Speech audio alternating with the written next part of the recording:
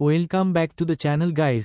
চলো আজ জেনে নিই কিভাবে আমরা পঞ্চায়েত ইনকাম সার্টিফিকেট আবেদন করব। সর্বপ্রথম আমরা আমাদের ক্রোম ব্রাউজারটি ওপেন করে নিব।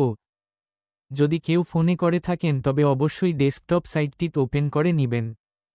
তারপরে সার্চ বারে WBPMS লিখে সার্চ করবেন এবং প্রথমেই যে ওয়েবসাইটটি পাবেন সেখানে ক্লিক করলে ঠিক এমন একটি পেজ আসবে, যেখানে ঠিক উপরে সিটিজেন কর্নার বলে একটি অপশন পাবেন, সেখানে ক্লিক করবেন। তারপরে নতুন একটি পেজ খুলে যাবে যেখানে ইউজার ম্যানুয়ালটি দেখতে পাবেন।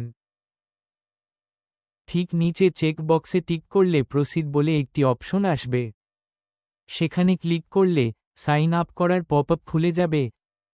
সেখানে জেনারেট ওটিপি করলে আবারও একটি পপআপ আসবে, সেখানে ওটিপি বসিয়ে ভেরিফাই ও প্রসিডে ক্লিক করবেন।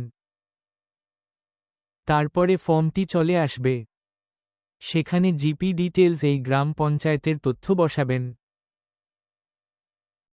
প্রথমেই আপনার জেলাটি সিলেক্ট করবেন, তারপরে আপনার ব্লকটি সিলেক্ট করবেন এবং তারপরে আপনার গ্রাম পঞ্চায়েতটি সিলেক্ট করুন। সবশেষে আপনার সংসদের যে মেম্বার আছে সেটি সিলেক্ট করুন।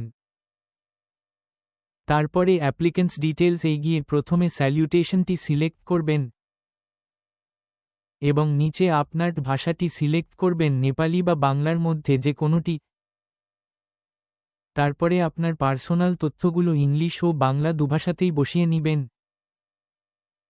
যেমন নাম, গার্ডিয়ানের নাম, রিলেশন, অ্যাড্রেস এবং ডেট অফ বার্থ। তারপরে সার্টিফিকেট অ্যাপ্লাইড ফর আপনি কোন সার্টিফিকেটের জন্য আবেদন করছেন সেটিতে ক্লিক করবেন। আমি ইনকাম সার্টিফিকেট আবেদন করব, তাই তাতে ক্লিক করলাম।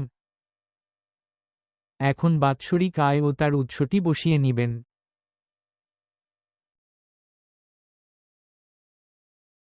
তারপরে হোয়াটসঅ্যাপ নাম্বার ও ইমেল আইডি বসাবেন। তারপরে ডকুমেন্ট একে যে কোনো একটি ডকুমেন্ট সিলেক্ট করবেন এবং পাশে তার ইড নংটি লিখে তার পাশে চুজ ফাইল সেই ডকুমেন্টটি আপলোড করবেন এবং ডকুমেন্ট দুইটিও সেই একইভাবে বসিয়ে নেবেন এবং সবশেষে আপনার ফটোটি বসিয়ে নেবেন এবং সাবমিটে ক্লিক করবেন।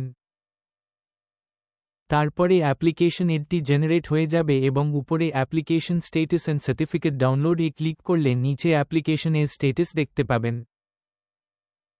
রেডি টু ডাউনলোড হলেই পাশে ইংলিশ ও বাংলা দুই ভাষাতেই সার্টিফিকেটটি ডাউনলোড করতে পারবেন। ধন্যবাদ।